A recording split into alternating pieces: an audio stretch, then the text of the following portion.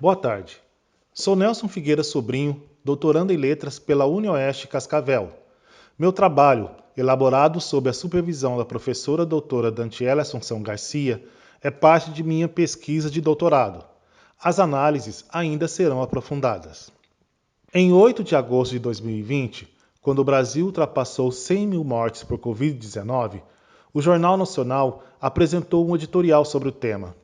Esse editorial e os recursos telejornalísticos que o antecederam são objeto deste estudo, que parte da concepção autosseriana da mídia como aparelho ideológico de Estado para analisar como o JN usou recursos imagéticos e discursivos visando a circular dizeres a favor das medidas restritivas de enfrentamento à doença e contrários às inações do presidente Jair Bolsonaro.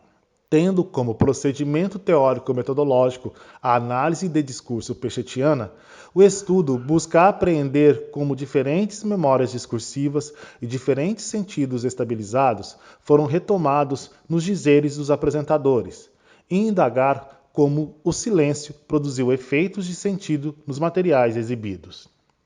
Os aparelhos ideológicos de Estado.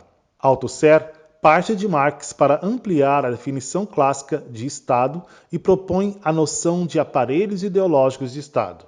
O aparelho de Estado é apenas um. Constituído pelo governo, pelo exército, pela administração pública, etc., é denominado também aparelho repressivo de Estado e funciona pela violência, física ou não. Por sua vez, há vários aparelhos ideológicos de Estado: religioso, escolar, político, da informação, a mídia, cultural, etc. Todos visam a manter a ideologia dominante.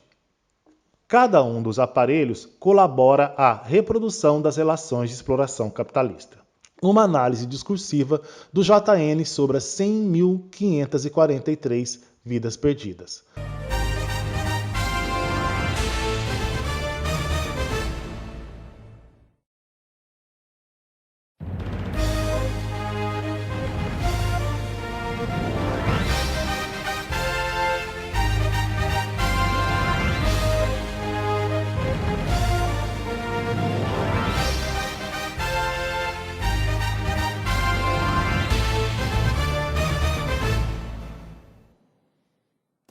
Nesse trecho, notamos que a edição se inicia com um breve silêncio, enquanto a câmera focaliza os apresentadores do alto.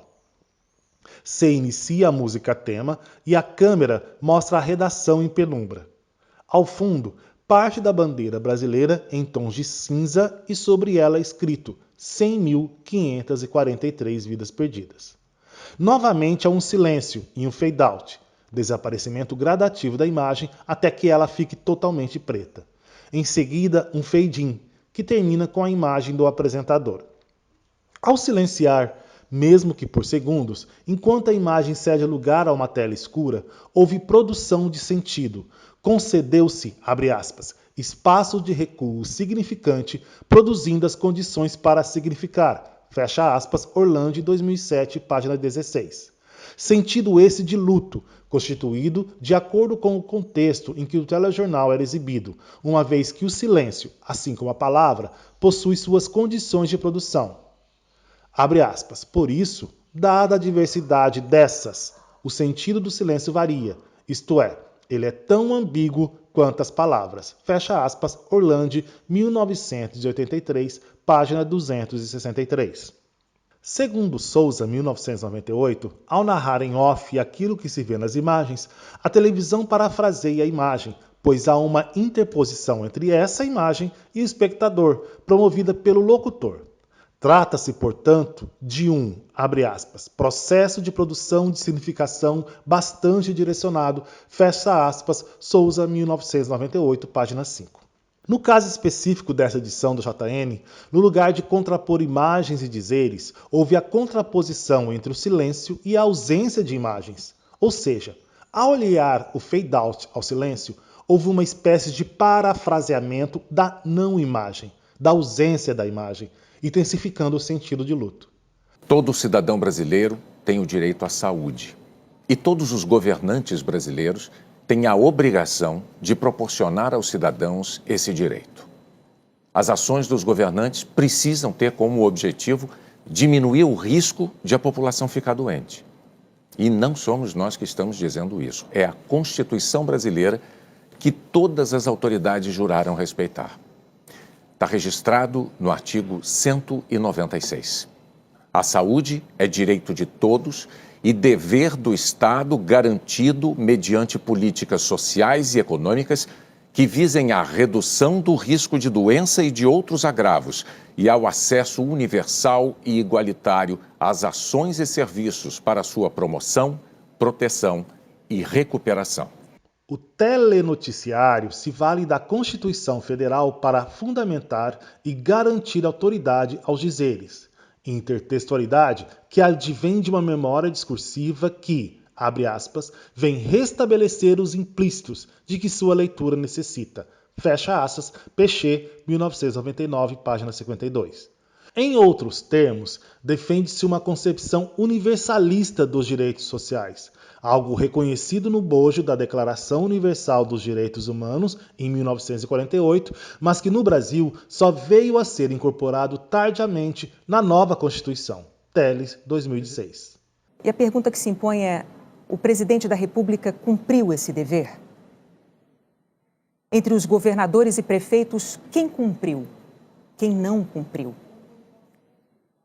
Mais cedo ou mais tarde, o Brasil vai precisar de resposta para essas perguntas. É assim nas democracias e nas repúblicas, em que todos temos direitos e deveres, e onde ninguém está acima da lei. Aqui abrimos parênteses para comentar sobre gêneros jornalísticos, que são divididos por Herbolato 1991 em 3: informativo, interpretativo e opinativo. No entanto, embora opinativos, os editoriais não são, abre aspas, manifestações ideológicas apenas dos proprietários das empresas, fecha aspas, mas conciliam interesses da emissora, de anunciantes, políticos e do próprio Estado. França, 2016, página 83.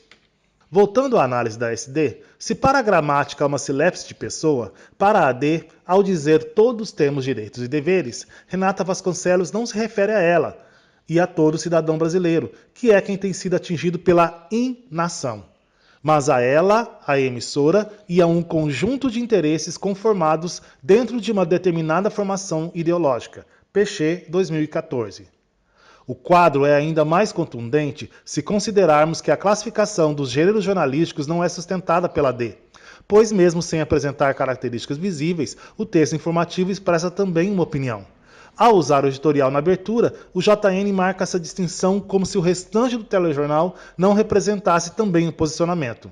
Há, portanto, nos dizeres, uma advertência da emissora e de um grupo ao presidente, tendo como argumentação o texto constitucional.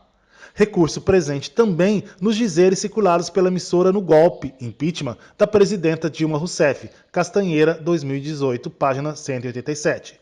Concluindo, sob a argumentação de seguir a Constituição, a emissora tenta circular dizeres orientados por uma determinada formação ideológica entre seus espectadores e busca manter sua hegemonia e a do grupo a quem representa.